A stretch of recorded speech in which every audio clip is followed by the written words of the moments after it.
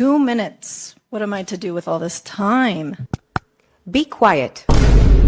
I know. New, recent invention, but I promise you it would make you look way more intelligent than what you look like when you speak. Allow me to point out that you are supporting Israel solely for the reason that they look like you. Light hair, light eyes. We all know that the only people who successfully get to cry victim are people who look like that.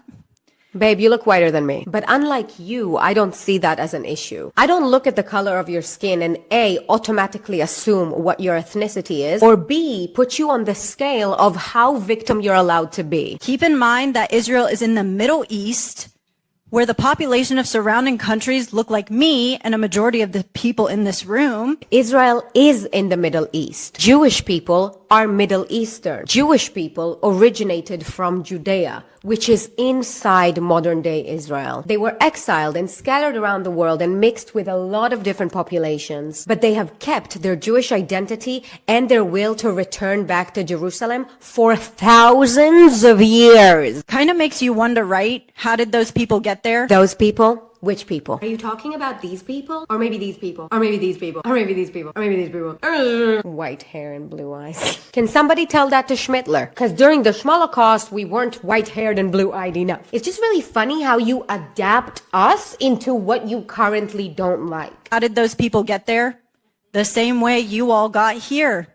Slaughtering natives, stealing land, and claiming it as your own. Oh boy, how did your education system fail you? It is so sad to look at. Those people who came here on ships after being actually slaughtered did not steal land and did not slaughter natives. Those people came back to their ancestral land, who they have been dreaming of returning to their entire lives for generations, and settled for whatever they got. They accepted the partition plan. Those who actually decided slaughtering people was a good idea were your friends. So they started a war. They started a war they were sure they're gonna win. And I mean, how could they lose? It's Egypt, Transjordan, Syria, Iraq, and Lebanon, and the Arab militias inside Mandatory Palestine fighting a bunch of local Jews and Holocaust survivors. Why would they settle for the partition plan and split the land with Jews when they can unalive all the Jews and take hundreds of thousands of Arabs who heard the war was going to happen actually packed their shit and left? Because the Arab armies told them, no worries, we got this. You'll be back in your home soon. We're just going to quickly get rid of all these Jews that, you know, a lot of them just survived the Holocaust. And then you can come back. Unfortunately for them, though, the Jews won.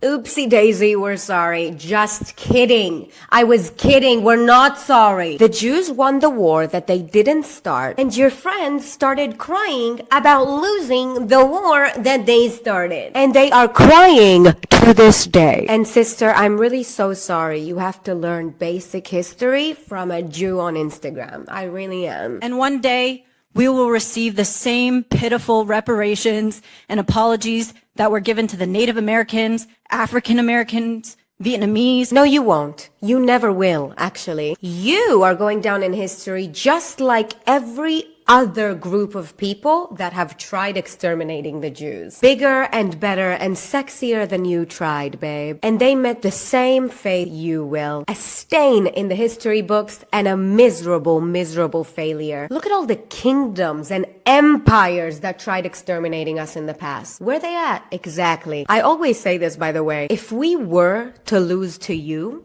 honestly, we deserved it. It's just way too embarrassing for us to continue existing after a loss like that. Pitiful reparations and apologies that were given to the Native Americans, African Americans, Vietnamese, Holocaust victims. Now, I know my girl did not put Holocaust survivors in that list because these are the same white hair, blue eyes Holocaust survivors that came into Mandatory Palestine and slaughtered natives. Your math is not mathing, your revision history is not historying, and you have just created one of the most embarrassing speeches in the history of time. Congrats. I don't want apologies. I want preventative measures and empathy at the very least. But even that seems too much to ask for. Ceasefire now. Hostages now. Hostages yesterday. I can actually grant you a permanent ceasefire for the rest of your life. Don't start shit with us.